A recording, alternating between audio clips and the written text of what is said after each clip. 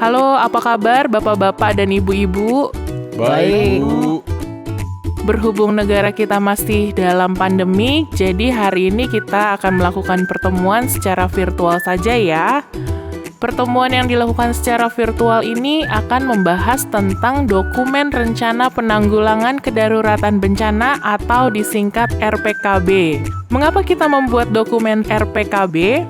Provinsi DKI Jakarta berada di dataran rendah dan memiliki 13 sungai yang melewati serta bermuara di Teluk Jakarta, sehingga rawan banjir. Kepadatan penduduk juga berpengaruh terhadap berbagai kondisi lainnya, seperti kebakaran pemukiman, konflik sosial, dan epidemi.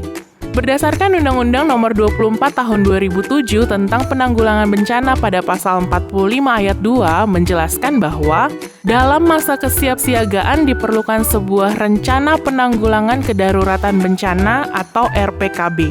Untuk fungsi dokumen RPKB ada 4 poin.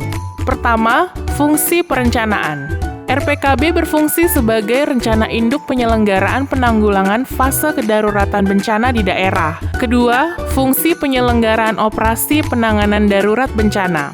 RPKB merupakan salah satu upaya agar penanganan darurat bencana dapat berjalan secara efektif dan optimal. Ketiga, fungsi pengurangan resiko bencana. RPKB harus mampu mengurangi resiko terjadi bencana susulan pada saat pelaksanaan operasi penanganan darurat bencana. Keempat, fungsi pengawasan. RPKB juga berfungsi sebagai alat untuk mengukur performa penyelenggaraan operasi penanggulangan kedaruratan bencana di suatu daerah. Oleh karena itu, dokumen RPKB penting untuk kita. Ini dokumen hidup, artinya kita bisa revisi secara berkala sesuai dengan perubahan dan kondisi wilayah terkini.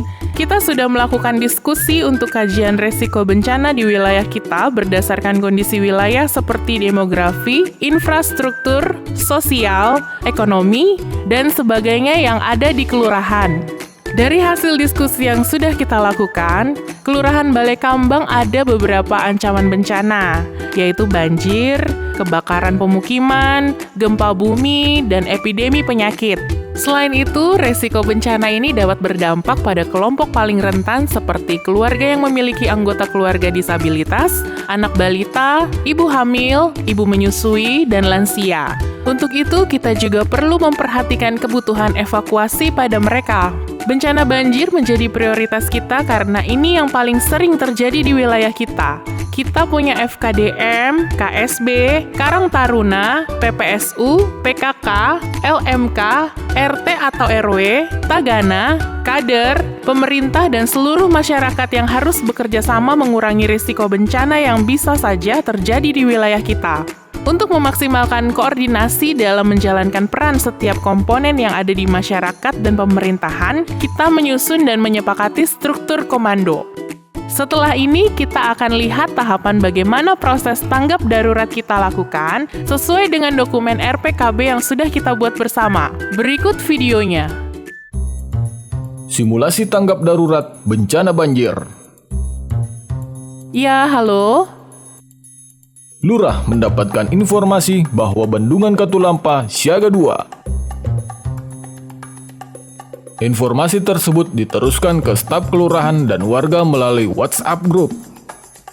RT dan RW yang menerima informasi dari kelurahan segera meneruskan informasi lewat pengeras suara masjid atau WhatsApp group. RT dan RW mengingatkan jalur titik evakuasi yang bisa ditempati oleh warga. Lurah mengaktifkan tim Satgas PDB Kelurahan. Setelah diaktifkan, Satgas menyiapkan peralatan evakuasi. Bantaran sungai mulai penuh. Warga dan tim kelurahan membunyikan suara peringatan. Air sudah menggenangi beberapa rumah warga.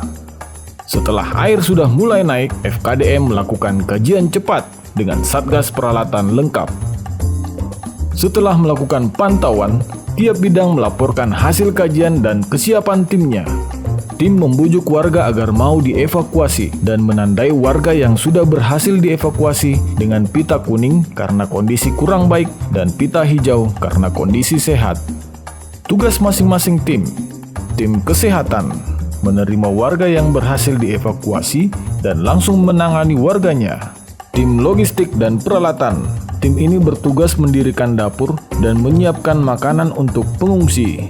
Tim pelayanan pengungsi memastikan lokasi pengungsian memiliki sarana dan prasarana yang memadai.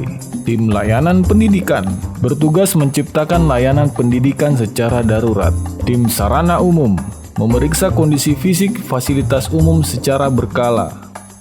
Seluruh tim melakukan koordinasi dan pelaporan harian kepada lurah agar lurah dapat melakukan tindakan seperti mengarahkan masyarakat untuk memulai kerja bakti.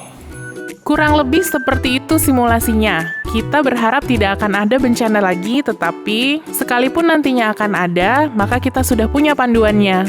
Tapi kondisi saat ini agak berbeda, Bu. Kita dalam kondisi pandemi COVID-19. Pandemi COVID-19 yang terjadi saat ini di hampir seluruh belahan dunia berdampak pula di Indonesia, khususnya dalam hal ini Provinsi DKI Jakarta. Apa yang harus kita lakukan jika bencana alam terjadi di saat pandemi masih berlangsung? 1. Tolong diri sendiri sebelum menolong orang lain. Gunakan APD yang sesuai dengan baik dan benar. 2. Saling mengingatkan untuk membangun kesadaran diri, jaga jarak, dan kebersihan. 3. Berikan informasi yang tepat kepada masyarakat untuk menggunakan masker dan melakukan praktik cuci tangan pakai sabun.